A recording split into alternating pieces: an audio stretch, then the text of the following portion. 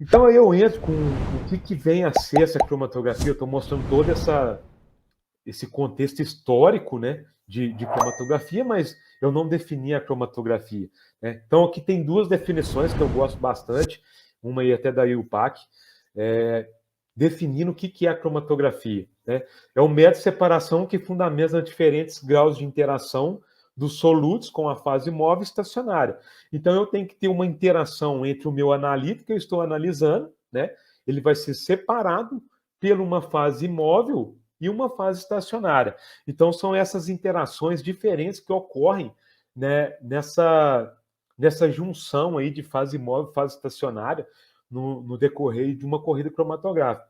Então, ela vai originando aí diferentes migrações, né, que é conhecida também como migração diferencial, que ela é estabelecida aí pela velocidade que aquele meu analito vai passar pela fase estacionária, sendo arrastada aí por uma fase móvel. Tá? Então, isso daí é um processo de separação. Então, a grande importância aí de entender a cromatografia é essa migração diferencial que é estabelecida aí por velocidades médias, né?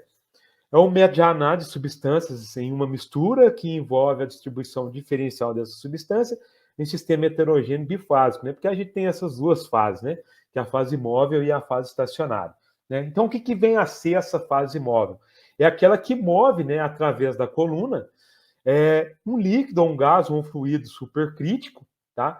Então, no nosso caso aqui, a gente vai trabalhar com o líquido, né? Que a fase móvel tem que ser líquida, né? E a fase estacionária é aquela que permanece fixa dentro da coluna, né? Que é a coluna cromatográfica. No caso do Twelst lá, ela é uma coluna de vidro, né? Aberta, então ela não tinha a preocupação com a pressão e tudo mais. No nosso caso aqui no HPLC, a gente vai ver que a pressão interfere bastante aí na relação de separação, né? Que pode ser líquido ou sólido, né? Então, essa fase estacionária pode ser líquido ou sólido. O que vem a ser o líquido? O líquido é quando tem algum composto, ele está particionado num sólido, tá? Então, ele tem aí uma ligação, ele é líquido e sólido ao mesmo tempo, né? Então, tem essas duas fases.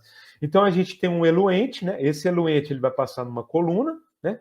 E a gente vai ter o eluato, né? Que vai ser o quê? A identificação daquele analito, né? E tem a eluição. Então, isso a gente chama de eluição, essa corrida cromatográfica. Quando você passa uma amostra por uma fase estacionária e ela está sendo arrastada pela fase móvel, a gente chama aí de eluição, né? Então, eu gosto de fazer essa analogia. Eu lembro que eu vi essa analogia em alguma apresentação, depois eu copiei a ideia que para explicar o que é o processo cromatográfico, né? Aí eu trouxe aqui uma fase estacionária, eu posso chamar e falar que há uma flor, e tem aí os meus analitos, né, que é uma abelha e uma mosca. Né? Então, com o passar do tempo, a gente vê que a abelha ela tem uma interação maior que a mosca pela fase estacionária. Então, isso daí eu falo que é uma eluição, né? Ela passou pela flor e teve o contato aí, ela ficando mais tempo perto da florzinha, porque ela tem uma interação maior com a minha fase estacionária. Então, ela vai ficar, falando em termos cromatográficos, ela vai ficar com um tempo maior de retenção na minha fase estacionária, né? Que vai ser a minha coluna. Se eu mudar a minha fase estacionária, agora eu tenho a mosca, que tem uma interação maior com a lixeira, no caso, né? Que é a minha fase estacionária. Então, ela agora que vai ter um tempo de retenção aí maior, uma maior interação, maior afinidade de ficar interagindo aí com a minha fase estacionária. Tá? Então, isso é uma analogia que é bem interessante para a gente entender um pouco desse processo. Então, o princípio, eu tenho um analita, ele vai passar por uma coluna, ele vai chegar no detector, e esse detector ele vai gerar aí um sinal, né? E esse sinal ele é o cromatograma, e ele é representado aí por picos, né? Então, cada pica aí está relacionada a um analito, né? Que estamos analisando naquele tipo de amostragem. Tá? Então, isso daí é a separação cromatográfica. Nessa figura aqui, a gente pode ver aqui uma coluna toda redondinha. Isso daqui é uma coluna cromatográfica de um GC. Tá? Então, aqui eu coloquei uma imagem de uma coluna de HPLC, uma coluna de cromatografia ultra rápida, né, que é menor, ela tem até 5 centímetros. Então, aqui é só para entender o princípio da cromatografia, tá? Não se preocupem aí com essa coluna é, de GC. Às vezes eu vou ficar aqui espirrando, eu estou meio gripado, tá, pessoal? Aí eu peço compreensão de todos e desculpa aí por essas tosses repetidas várias vezes aqui, né? Então, o princípio, eu tenho uma amostra, né? Essa amostra ela é injetada, né? No caso aqui, de maneira manual, no caso, eu posso falar que é manual, só uma representação. Então, ela vai ser injetada na minha eluição, né? Que está acontecendo, né? Na minha fase móvel. Então, com o tempo, ela vai passar pela coluna. Então, vai ocorrendo aí as interações entre os analistas que eu estou analisando com a minha fase estacionária, né? E também com a fase móvel. E aí vai ocorrendo a separação. Isso quer dizer que esse vermelho aqui, na próxima lâmina aqui, tem uma representação também. Eu tenho uma aqui, vários tempos, né? Em relação ao tempo, então, que é o tempo, eu vou chamar de T1, que é o inicial, o T2 e o T3.